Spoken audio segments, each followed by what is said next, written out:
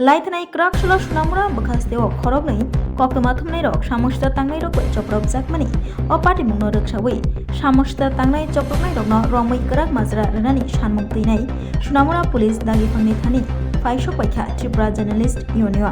असालो Tripura journalist यूनियननि आदम रक फायै सुनामुरा बखास्ते पुलिस दागिफां सचिमोहन देबबर्मा बाय मालाय फैका तै बेसगां सानो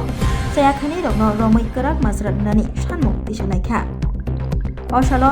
त्रिपुरा जर्नलिस्ट यूनियननि हांकर तांफां टुटन चौधरी सायखनारखा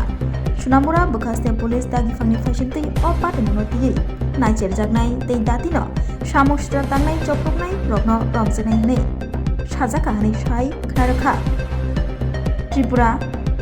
জার্নালিস্ট ইউনিয়ননি হাঙ্কর তাংফাং টুটন চৌধুরী। আজকে আমরা এখানে মিলিত হয়েছি মূলত আমাদের সোনামুড়া মহকুমার দুজন প্রবীণ যে সাংবাদিক রয়েছেন সঞ্জয় আচার্য এবং কলমচোলার যে প্রভাত ঘোষ রয়েছেন, তারা দুজনেই বরাবরই আমাদের ত্রিপুরা জার্নালিস্ট ইউনিয়নের একজন গুরুত্বপূর্ণ দুজন সদস্য। তাদের উপরে গত মঙ্গলবার এই